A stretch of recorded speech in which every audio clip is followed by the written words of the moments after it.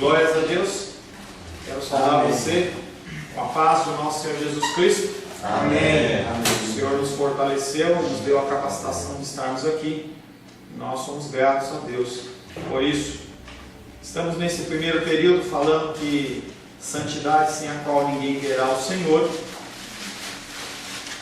Estamos tratando sobre o tema Cristo, Ele é tudo. Ele é tudo. Nós começamos falando na semana passada, retrasado, que Cristo Ele é tudo na religião de todos os crentes verdadeiros. Para as pessoas que realmente confessam Jesus Cristo como Senhor e Salvador, para aqueles que se dizem cristãos, eles não podem ter nada além de Cristo. Cristo Ele é tudo. Ele é aquele que completa, Ele é aquele que é o alicerce, Ele que é a rocha, Ele é aquele que é o próprio Deus na terra. Falamos que foi a Cristo que Deus deu um povo que Ele redundará em glória. A minha vida e a sua vida foram entregues nas mãos de Jesus Cristo a partir de Deus. Falamos também que é acerca de Cristo que o Espírito de Deus testifica. Nós vemos a ação de Jesus Cristo glorificando a figura do Pai, e quando o Espírito Santo vem, Ele fala do Filho, Ele glorifica e testifica do Filho. Falamos que Cristo Ele é tudo na justificação dos pecadores diante de Deus, e nós falamos um pouco sobre o que é justificação, que é aquele nada consta, é aquele certificado da parte de Deus em que nós não temos nenhum pecado, então nenhum julgamento. Paulo fala: quem tentará acusação contra os escolhidos de Deus? É Deus quem os justifica. Não é eu que me justifico, não é você que se justifica, não são as nossas ações, mas é a própria ação de Deus, do próprio Deus que nos justifica. Somente por intermédio dele nós podemos entrar na presença de Deus e, mais do que isso, permanecer. Então, quando nós vemos as pessoas hoje cantando que vê a glória do Senhor hoje aqui, quando as pessoas falam que o poder de Deus está ali, é difícil imaginar isso, porque a figura de Cristo está muito longe do coração de muitas pessoas. Mas as pessoas elas preferem estar num contexto emocional do que realmente num contexto espiritual. É muito mais fácil você trabalhar o emocional das pessoas do que trabalhar o espiritual. Então nós citamos por uma série de coisas, e que se você pode apresentar sua frequência ao culto, se você pode apresentar qualquer coisa a Deus, se alguma coisa dessas pode ser um aval, ou pode ser uma permissão, um passe livre para você entrar na presença de Deus, e nós falamos que nada disso tem valor, nada disso tem força, nada disso tem autoridade para permitir que eu e você estejamos na presença de Deus, a não ser o sangue de Jesus Cristo, o nosso Senhor. Há um somente veredito: todos somos culpados, todos merecemos o inferno, todos devemos morrer. Essa semana foi interessante, eu postei um devocional até que bem tranquilo num desses dias, e aí a pessoa ela respondeu assim no post da internet que eu fiz, que eu estava muito na lei. Eu achei estranho, porque o texto era um texto de Mateus, eu estava falando sobre vontade de Deus, e aquela pessoa ficou extremamente incomodada porque ela achava que o que importa não é a vontade de Deus, e sim a vontade dele. E ele ainda continuou mais umas duas eu respondia, ele respondia e tal, porque ele achava que o que eu estava fazendo era trazendo um conceito judaico, em que se você obedece à vontade de Deus, você está errado, você tem que buscar a vontade sua. E eu fiquei meio querendo entender o que ele está falando, ele parou de escrever, eu também falei: não vou ficar chutando esse cachorro morto não. Mas que conceito judaico? Boa pergunta, que conceito judaico? Não sei. Porque quando no Antigo Testamento tem o conceito da obediência a Deus, às leis de Deus, e na cabeça dele, a obediência a Deus, ela é do Antigo Testamento e não do Novo, porque nós estamos na época da graça. Na graça não tem que obedecer nada. Não sei de onde ele tirou isso, mas ele tirou. Ele aprendeu em algum lugar, em alguma igreja deve estar falando isso. Tá? Não sei porquê, mas é esse o pensamento dele. A única forma de nós estarmos na presença de Deus é através das vestes de retidão do nosso Senhor Jesus Cristo sobre a nossa vida, para que nós possamos permanecer como Adão e Eva na presença de Deus sem vergonha. Não é ficar sem vergonha, sem ter vergonha. O nome de Jesus é o único pelo qual obteremos entrada pelos portões da glória eterna. Se você não tiver o selo de Cristo, você não entra. Aleluia. Não há possibilidade de ações, de boas ações. Nós vamos falar repetir um pouco esse assunto para que você entenda que a ação de Cristo ela é soberana sobre a nossa salvação e não há nada que você possa oferecer para Ele, para você poder entrar. Se chegarmos diante daqueles portões em nosso próprio nome, estaremos perdidos, jamais seremos admitidos, bateremos em vão pedindo entrada. Porém, se chegarmos em nome de Jesus, isso será o nosso passaporte, e assim seremos admitidos e entraremos. É claro que isso é muito mais uma ilustração, porque você não vai chegar lá na porta e ficar batendo assim, eu posso entrar, não tem essa condição. No dia que nós morrermos ou quando Cristo vier e a igreja for reunida, nós vamos estar num grande lugar, entendeu? Ímpios e salvos, e aí o Senhor ele vai falar assim, olha, vocês são salvos, vocês não são. Não vai ter isso de cada um ficar batendo na porta, você numa filona. Tem muitas pessoas que pegam essas histórias e elas acham que é verdade, mas não é verdade. Quando a gente lê, eu falei rapidamente semana passada também, o livro do Peregrino, ou você assiste o vídeo, ou o filme do Peregrino, a gente vê bem essa característica do homem que é chamado cristão, em toda a jornada dele. E essa jornada ela é real, em que você encontra pessoas que têm ideias diferentes do que o cristianismo prega, e eles querem levar você. Não estão satisfeitos apenas em você, em ele estar no engano, ele quer que os outros também estejam. Não ficam satisfeitos. Então a gente vê uma série de doutrinas, como por exemplo a doutrina do véu, que se você for pensar só no paninho, entendeu? O paninho ele não faz nenhum problema. Se você está com paninho ou sem paninho, não vai fazer diferença. Se a pessoa quer usar o paninho na cabeça, deixa usar o véu, deixa usar, não tem problema nenhum. O problema é que a pessoa ela dá um enfoque para aquele véu de santidade, que sem o véu eu estou sem santidade. Com o véu eu estou com santidade. E aí é um negócio meio estranho, porque você como que tira um pouco da força do sacrifício de Cristo. E você coloca a santidade não pautada na ação de Cristo, não através da justificação nem da santificação, mas através de um ato externo. E se assim eu fosse, por que não andar com o véu na rua? Quando a gente vê, por exemplo, o caso dos adventistas... Oi? Elas têm o cabelo comprido para dar. E por que não usa o cabelo comprido na igreja? Usa também. Não, sem o véu. Eu tenho. Mas estou falando, entendeu? Você dá um poder espiritual para algo que não tem. Então o adventista, ele quer guardar o sábado. Não há nenhum problema se quer guardar o sábado, guardar a sexta, guardar a quinta, guardar a quarta, terça, segunda, terça, guardar todos os dias da semana. O problema é que você coloca a salvação da pessoa condicionada a algo que não seja o sacrifício de Cristo. O problema é esse. O problema não está em a pessoa fechar e não trabalhar no sábado. Antes nós fizéssemos assim. Muitas pessoas no domingo eles vão lavar roupa, a pessoa vai passar roupa, a pessoa vai limpar a casa, vai encher a laje, vai fazer tudo. Mas é cristão. Aí chega à noite o culto detonado, cansado. Não, porque eu estava lá. Não é o dia disso. Antes nós pudéssemos pegar esses costumes das pessoas, não substituindo o sacrifício de Cristo, mas colocássemos em prática. Mas nós não fazemos. Oi? Agregando. A ação social dos espíritas é algo maravilhoso, mas uma coisa não substitui a outra. O trabalho na Candangolândia que é feito, se ele fosse simplesmente um trabalho social, não teria valor nenhum dentro do cristianismo. Entendeu? Há necessidade da pregação, do ensino. Tá? Se o grupo das crianças fosse lá simplesmente para entreter as crianças enquanto os pais aprendem, também para quê? Que sentido? Então todo o objetivo é levar as pessoas para Cristo. Então o objetivo social é apenas uma ponte para você levar as pessoas a Cristo. Não que você vai condicionar uma coisa a outra. Olha, eu não vou te dar comida se você não ouvir. Não é isso. Tá? Mas o foco principal da igreja não é o social. O foco principal da igreja é pregar a Cristo. Essa questão da santificação, estava conversando com uma pessoa um dia desses, a gente conversou sobre essa questão do jejum, que normalmente a gente faz o jejum, é uma forma de sacrificar a carne para você buscar mais consagração e santificação. Deveria.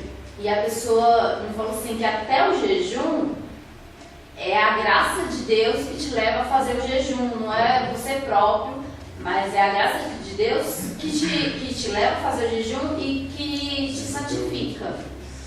né? E um dia você estava lendo também, eu li um versículo falando que Deus estava falando dessa questão de sacrifícios, né? E aí falando assim, que o prazer maior dele não são os sacrifícios, que ele deseja a misericórdia, a justiça e que antes humildemente com teu Deus. E tem aquela outra também, aquele outro versículo de Davi, e tem um outro de Davi que ele fala que mais do que sacrifícios, ele quer ações de graças, né? O jejum que agrada a Deus é um amor contrito, é um coração contrito, é você agir com misericórdia com a vida das pessoas. Nós vamos falar um pouquinho mais do tema que Jesus Cristo é a nossa santificação. A marca deixada pelo sangue de Cristo é a única que pode nos salvar da destruição.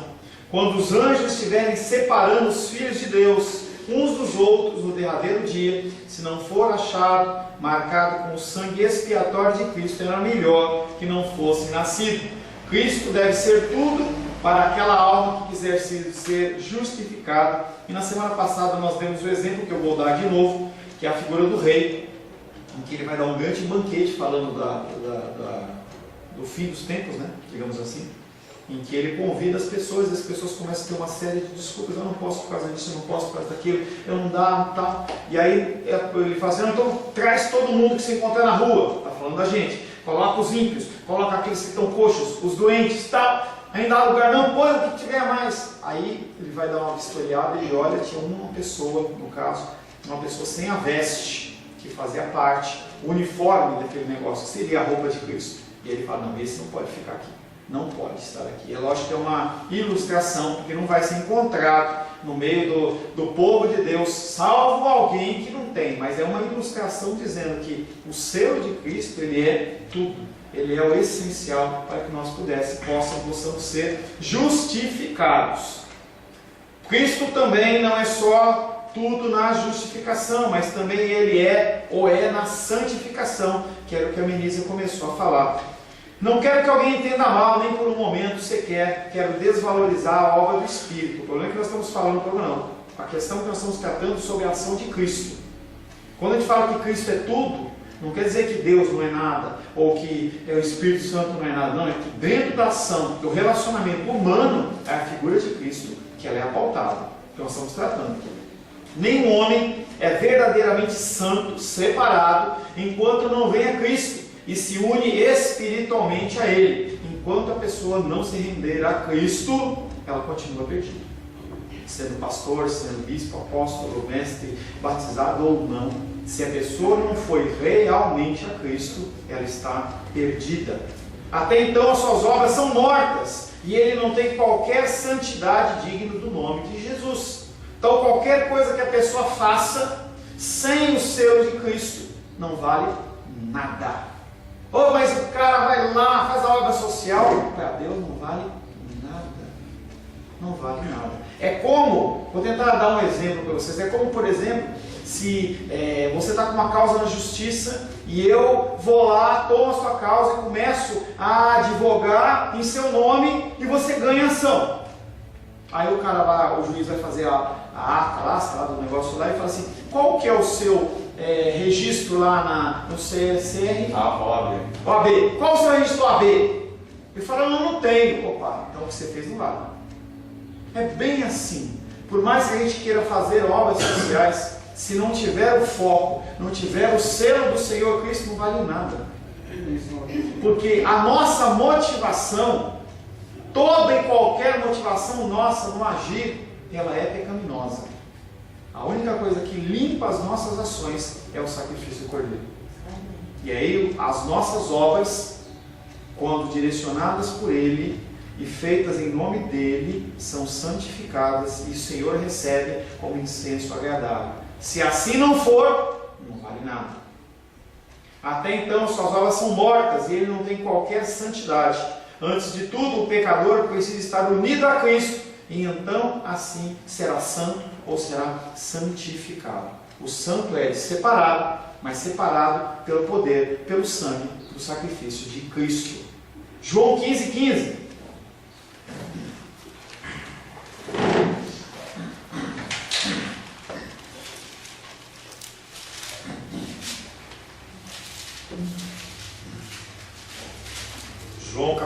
15, verso 15.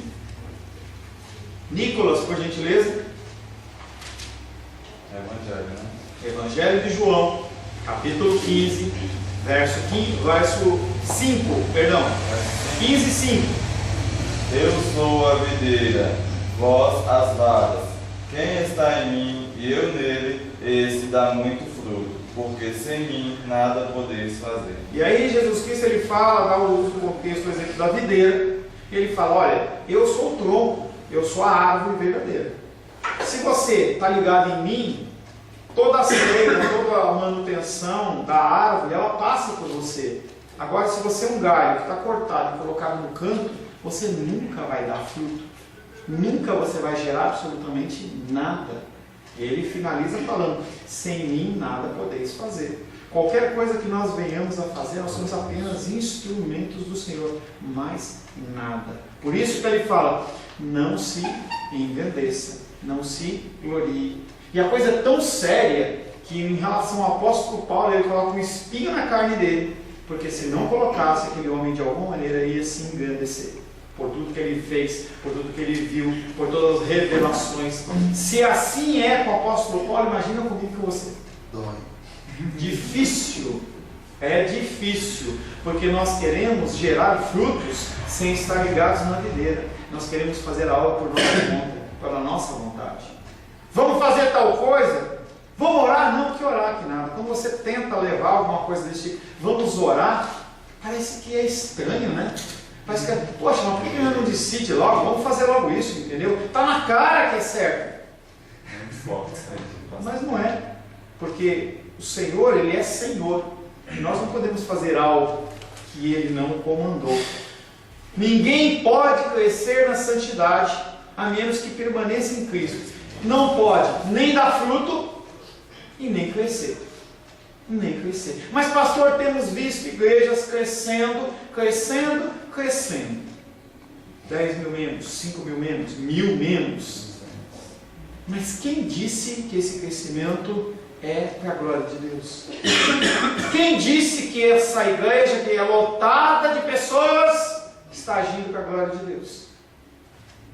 Quando a gente lê as Escrituras, a gente vê que mesmo Deus, e é uma frase difícil, né?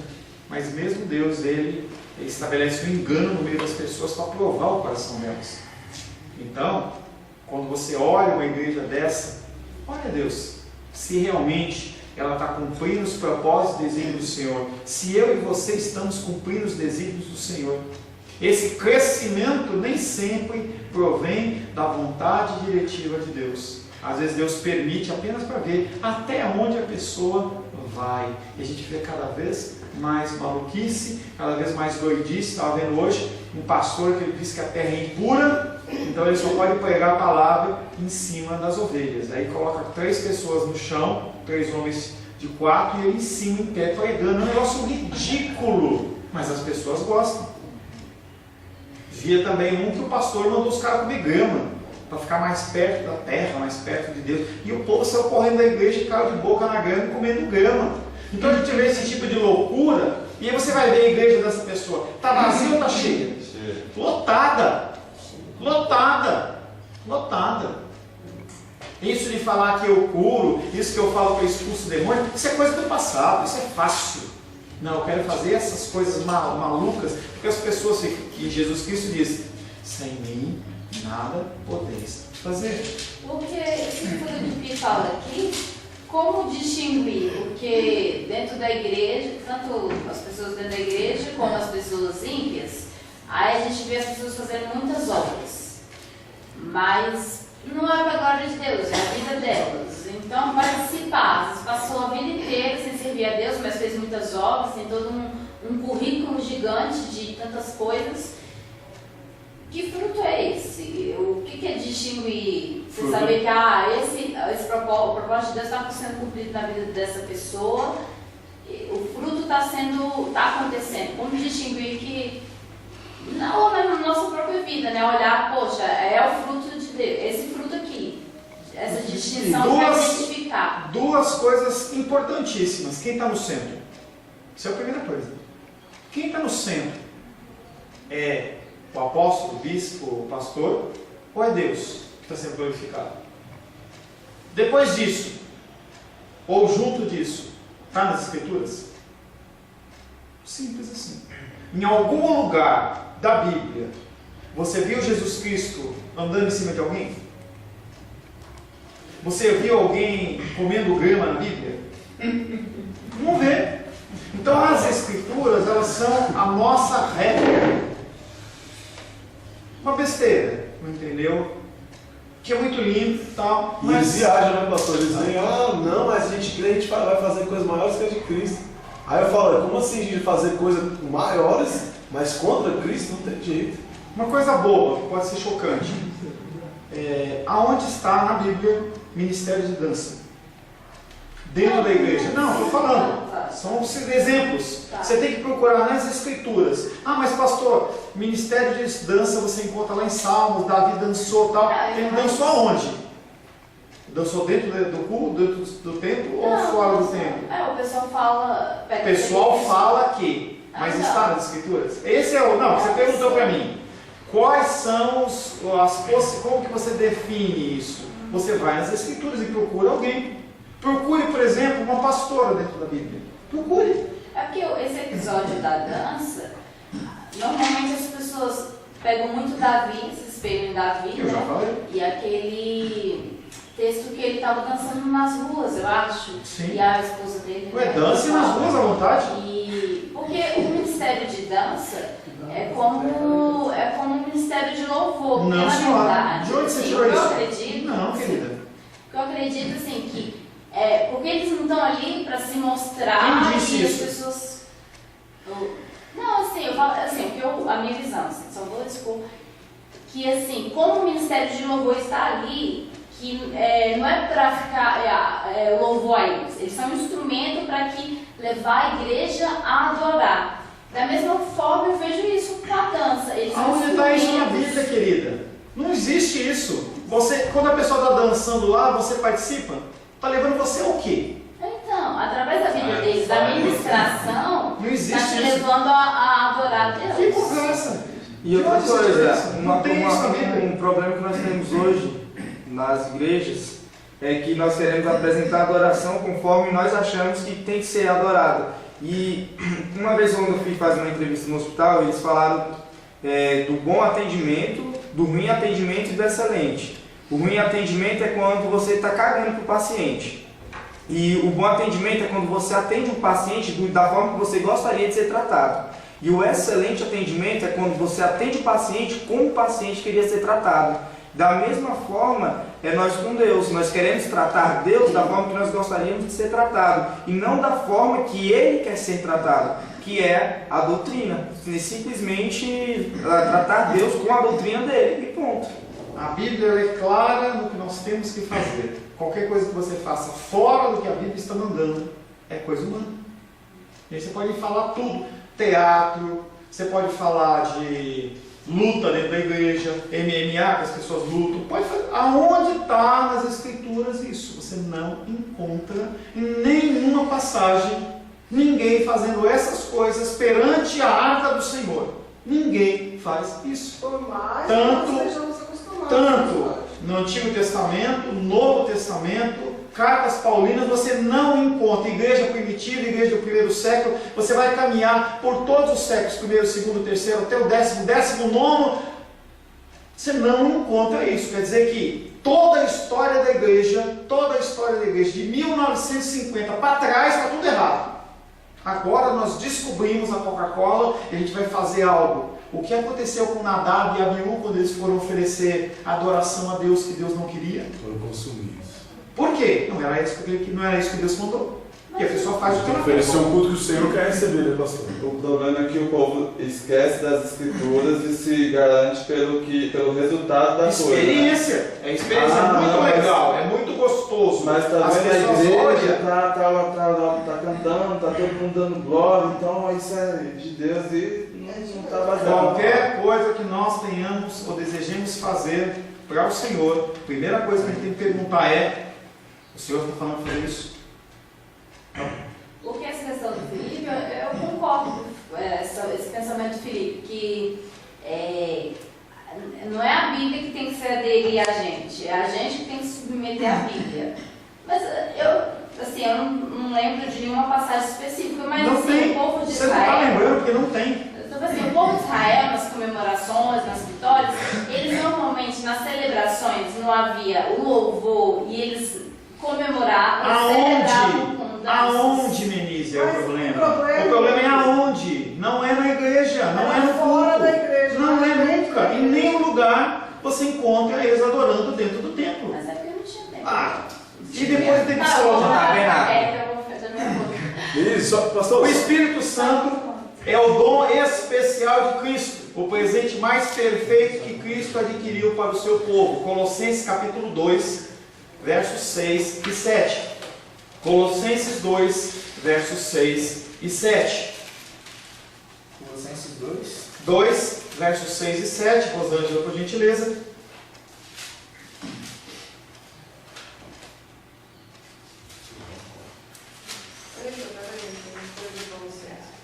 Mateus, Marcos, Lucas, João, Atos, Romanos, Coríntios, Gálatas, Efésios, Filipenses, Colossenses 2, 6 e 7.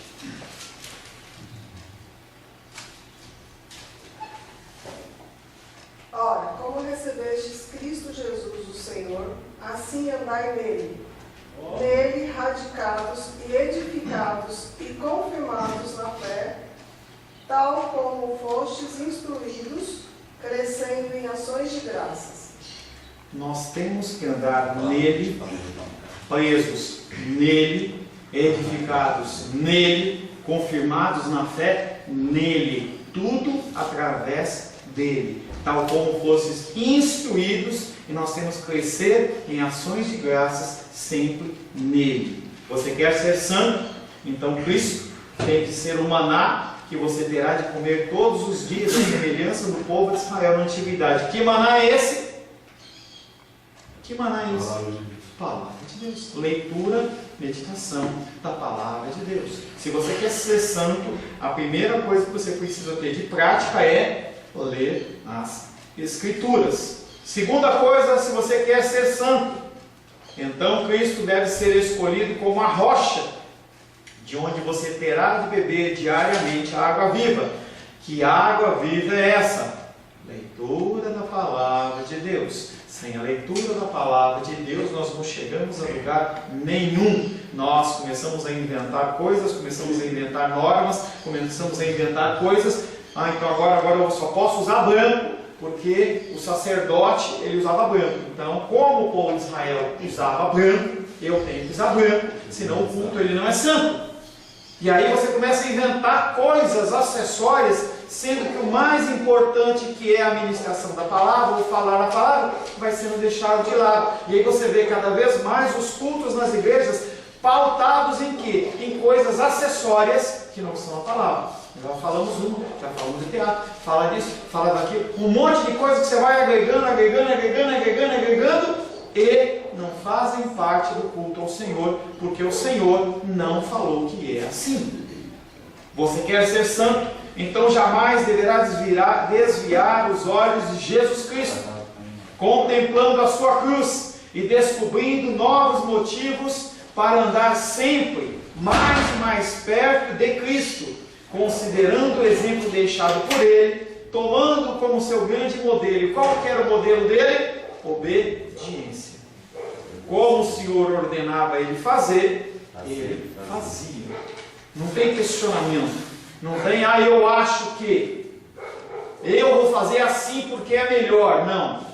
Está mandando fazer assim, assim eu vou fazer. Quando ele está prestes a morrer, ele fala, está consumado. O que é estar consumado? Tudo o que o Senhor mandou eu fazer através das Santas Escrituras, eu cumpri. Está consumado. Eu não fiz a mais, eu não fiz a menos. Apocalipse diz, se você acrescentar alguma coisa, se você retirar alguma coisa, todos os julgamentos daquele livro vão cair sobre a cabeça da pessoa. E às vezes vê as pessoas mudando as escrituras, retirando o versículo, interpretando como elas querem, e isso está errado. Olhando para Cristo, você irá tornar-se cada vez mais semelhante a Ele. Olhando para Cristo, seu rosto começará a brilhar sem que você o perceba. Por quê? Porque você, cada vez que você lê as Escrituras e aplica na sua vida, você parece mais com Cristo. O mundo não precisa de pessoas proeminentes, pessoas que falem bem, eles precisam de pessoas que sejam semelhantes a Cristo, em obediência e não sacrifício. Mas agora eu quero ir de joelho até não sei aonde. Não vale absolutamente nada o teu sacrifício. Deus não pediu isso. Ele não pediu isso. Ele ordenou obediência. Nós temos que amar a Deus sobre todas as coisas e o próximo como a nós mesmos. O culto ao Senhor tem que ser ao Senhor, não é o culto dos jovens. O culto para os jovens. Na igreja lá do pastor Marcelo tinha, quando ele assumiu a igreja, tinha uns globos com canais de luzes, porque quando tinha o culto dos jovens tem que ter agitação, tem que ter as pessoas pulando. O culto não é dos jovens, o culto não é das mulheres, isso não existe na Bíblia. Culto dos jovens, das mulheres, dos varões, do evangelismo. Não, é culto para Deus, todos eles são a Deus. Ah, pastor, não é. Quando você faz um culto para as mulheres, ou das mulheres, o foco não é Deus, o foco é as mulheres. Entenda que você pode se reunir sim, para falar de temas de qualquer sorte, seja para homens, para jovens, adolescentes, mas não é o culto dele. Porque quando você fala que é culto, quem está sendo adorado ali? Quem está recebendo a importância? Não é Deus. Pastor, é muito radical, mas a Bíblia ela é radical.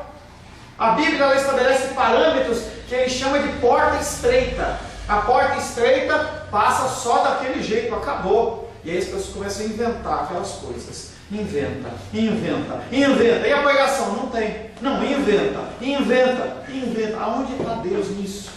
Lá no livro de Ezequiel, Deus fala: quando eu vejo esses tipos de coisas, eu tenho vontade de vomitar, me dá nojo.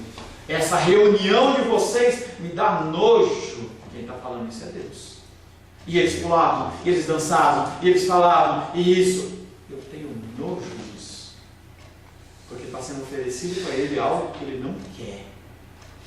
Quando a gente pega o ser humano, crianças em especial, a gente vê bem essa característica.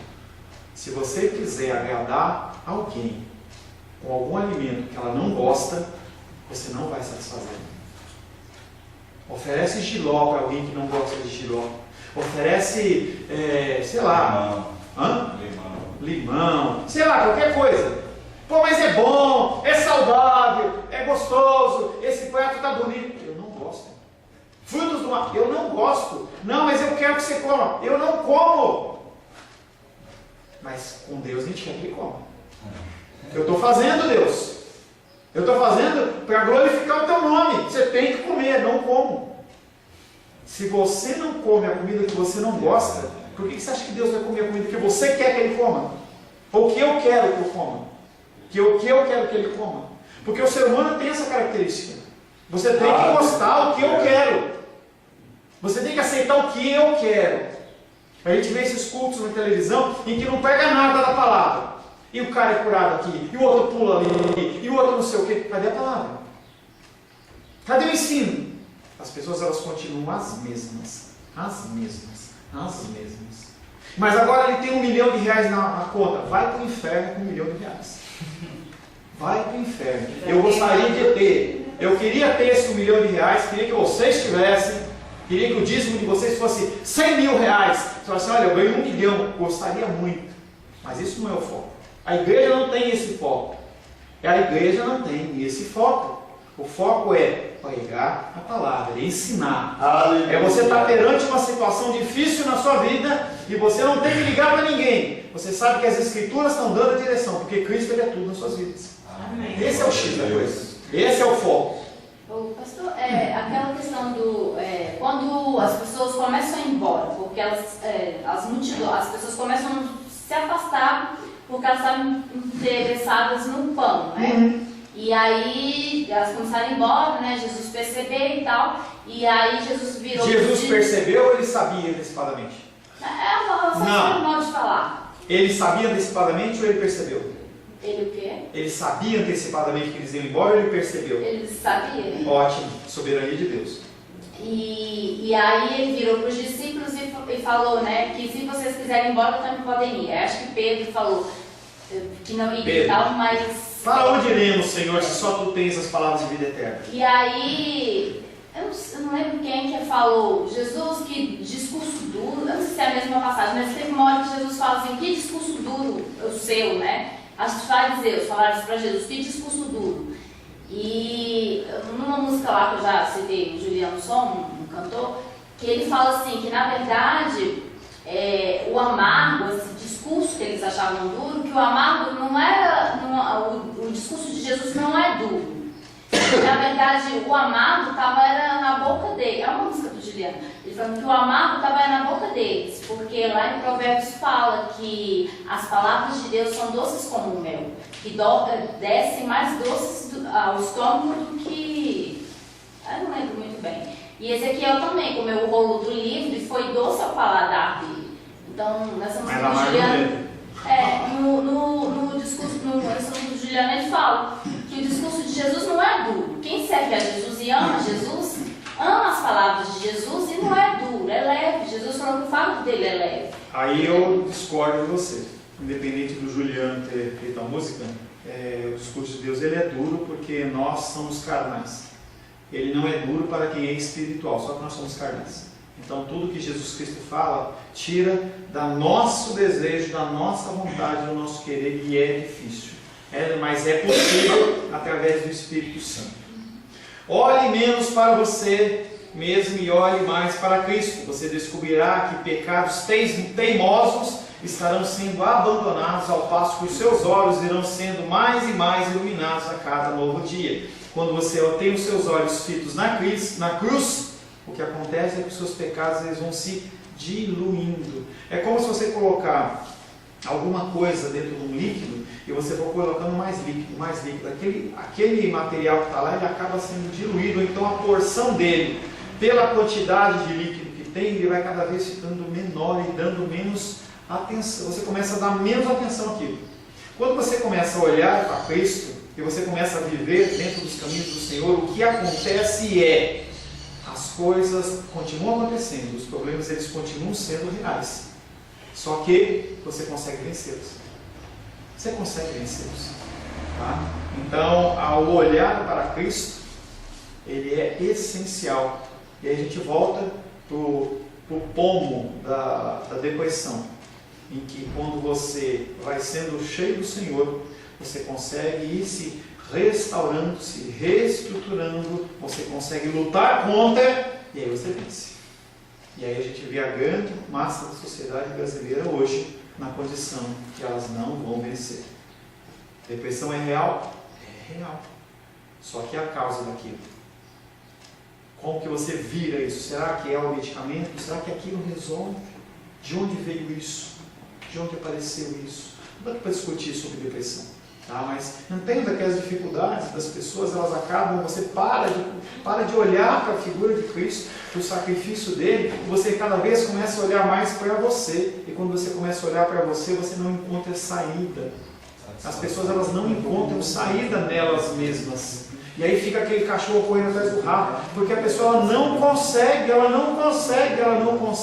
conseguir nunca. Aí eu dou um medicamento para você, pode até te estabilizar, porque eu vou eliminar uma situação tal, e aí o que acontece? Depois de um tempo, você vai cair de novo naquela situação. A razão das pessoas ricas não tem felicidade, né, igual todo mundo fala. 2 Coríntios 3,18.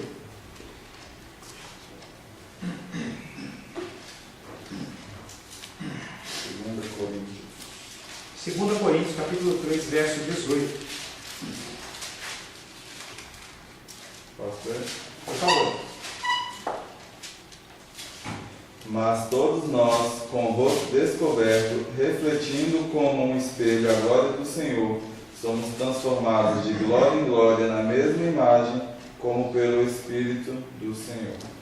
E todos nós, com o rosto desvendado, contemplando como por espelho a glória do Senhor, somos transformados de glória em glória, na sua própria imagem, como pelo Senhor, o Espírito. Como que você tem o rosto desvendado?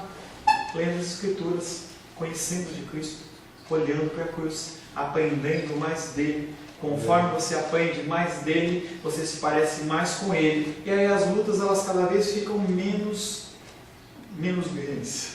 menores. Cada vez as lutas ficam menores, elas continuam existindo. O problema é que você sabe como lidar com aquilo. É como matemática. Quando a pessoa começa a estudar, ela não sabe fazer adição, subtração, mas quando ela aprende a fazer adição e subtração, multiplicação e divisão, aquelas coisas elas são operações o quê? Fundamentais. Você não tem mais dificuldade em somar 3 mais 3 para fazer uma multiplicação de 5 vezes 5, em que numa tenridade você tem. O negócio é que você vai aprendendo e aquilo ali fica fácil para você. Se você for fazer uma prova de concurso, estiver lá, quanto que é 5 mais 5? Você fala, que ridículo. Por quê? Você aprendeu. O Senhor está falando em 2 Coríntios 3,18, que é que nós vamos contemplando a cruz de Cristo, nós vamos crescendo, aprendendo mais dele, e aí aquelas coisas não são tão mais importantes, não nos preocupam tanto.